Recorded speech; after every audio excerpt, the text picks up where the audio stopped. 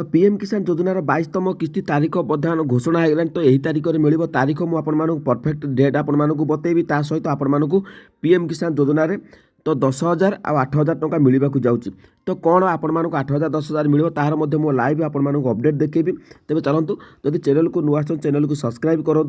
तेज ये आप देखुए आम पीएम किसान ऑफिशियल साइट ओपन कर तो ये आप देखुए साइट मैप अच्छी तो से साइट मैप रे तो आपण मैंने चाहिए भी आपर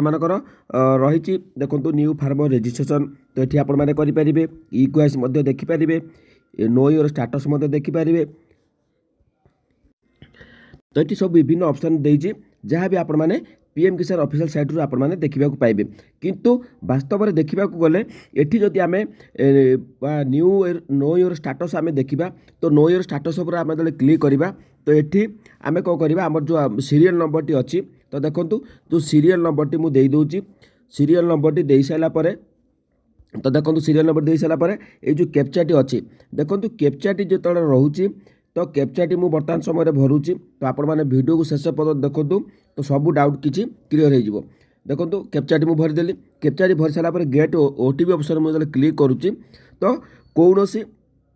देखो OTP will be sent your e KYC register mobile number OTP बर्तमान आसुना तो अनेकांश स्टाटस दीर्घ दिन चेक कर होने जोटा कि आपण मैंने समस्त जानते किंतु जो मुझे भावुँ ये कहीं सार देखेले तो सेठी मुझे देखेदेली तो सेठी चाहिए आगु मैंने अलग किसी आपने देखिपारे तो से भी आपने चेक करेंगे किसी असुविधा ना किंतु जो डेट थिला से डेट मुझे कहीदे क्यों डेट्रे मिल डेट पर आप जानवे तो जो मानक 10,000 मिलवा कथा आउ क्यों मानक 8,000 मिलवा मो तार लाइव अपडेट आपण बताई दूची।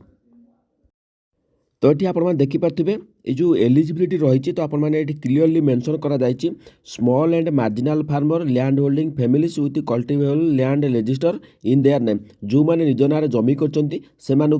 एलिजिबिलिटी क्राइटेरिया भितर आपण आसुँच पीएम किसान योजना केते आनुआल सपोर्ट आपको 6,000 मिल जो आशा थिला 9,000 आमको मिल तार आशा धूलीसात हो रहा चाषी चाषी बजेट में सेमती किसी आखि दुशिया है ना जो मैंने पीएम किसान चाषी भाई मैंने अपेक्षा करते किंतु इंस्टॉलमेंट आपण 2,000 आपण को मिल जदि आपण मैंने ये रही आपर देखूँ जदि आप निज ना जमी थी लिखाई नियम तो बुझीपार कि नहीं देन तापर आम जा जो मुझे कही तो जो रही आमर जो आपण को डेट मुझे बतेबी ता सहित आपण को 8,000 और 10,000 मिले तार लाइव अपडेट मुझे देखी दूसरी तेरे ये आप देखिपारे प्रथम इनस्टॉलमेंट आप स्क्रीन में देखिपारे प्रथम इनस्टॉलमेंट जी आपर फेब्रुआरी 2019 तापर आम जा सेकेंड थर्ड फोर्थ रही जून रही अगस्ट रही 7th रही आपर केबे ना डिसेम्बर ये 8म नंबर मिली मे मसरे मिलता आउ 9 नंबर अगस्ट मसरे मिलता 10 नंबर जनवरी 1 2022 मिलता 11 नंबर मिलता जून 1 2022 12 नंबर मिलता अक्टोबर 17 2022 13 इनस्टॉलमेंट मिलता आप देखिपारे ये 13 नंबर टी मिली केबे ना फेब्रुआरी 27 मिली फेब्रुआरी 16 नंबर मिली फेब्रुआरी 28 तो बुझीपार कि नहीं देन तापर आपर कौन रही ना 18 नंबर 19 नंबर देखूँ 19 नंबर मिली फेब्रुआरी 24 28 जोटा कि रोचे आपर फेब्रुआरी मसरे अल्प दिन रहा फेब्रुआरी मसरे ही 22तम किस्ती आपण अकाउंट को आसवाक जाऊँगी केते ना 10,000 आसव प्लस आपण किसी जो चाषी भाई मैंने रही से अकाउंट केते आसव ना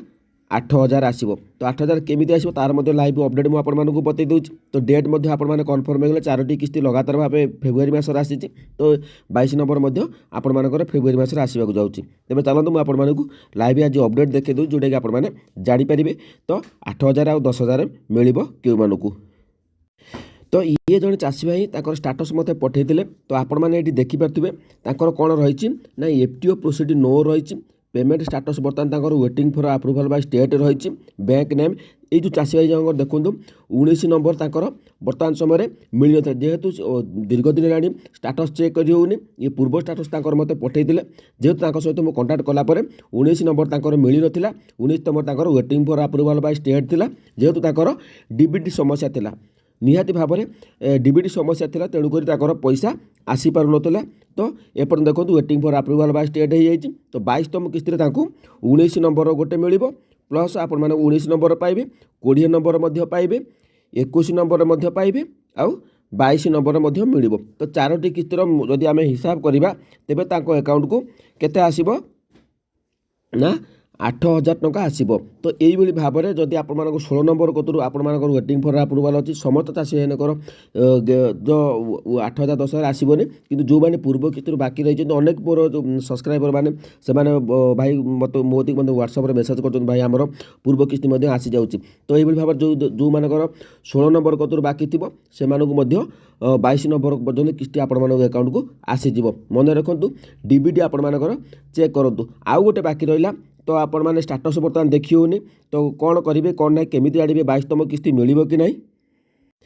তো দেখুন, তো আউ গোটে আপনার স্টাটস মতো দেখিপারে যেটা পিএফএমএসর রয়েছে। যদি পিএফএমএসর আপনার দেখুন অপডেট যদি লেখা যাচ্ছে তেমন আপনার জাঁতু যে আপনার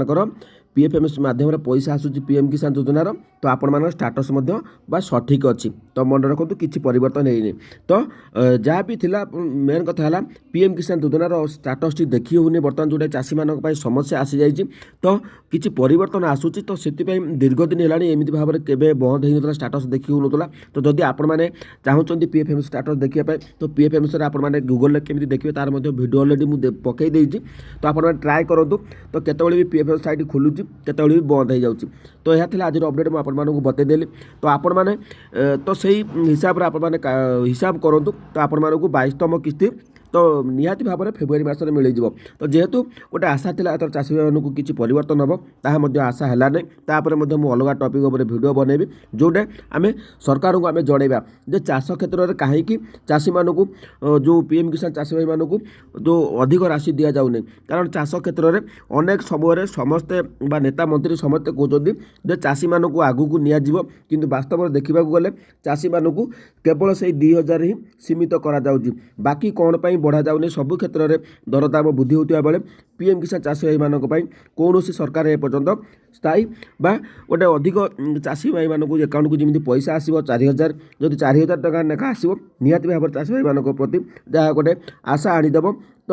ଭରସା ମଧ୍ୟ ଆଣିଦେବ। 2,000ରେ ଆଜିକା ଡେଟ୍ରେ କିଛି ହେବ ନାହିଁ ଯଦି 4,000 ନ ଆସୁଛି। ତାପରେ ମଧ୍ୟ ମୁଁ ଖୁବ୍ ଶୀଘ୍ର ଭିଡ଼ିଓ ଆଣିବି, ଯେଉଁଟାକି ଆପଣମାନେ ଚ୍ୟାନେଲକୁ ସବସ୍କ୍ରାଇବ୍ କରି ରଖନ୍ତୁ। ତ ଆପଣମାନଙ୍କ ମତାମତ ନିହାତି ଭାବରେ ଦିଅନ୍ତୁ 4,000 ହେଲେ ଆପଣମାନଙ୍କର ହେବ କି ନାହିଁ।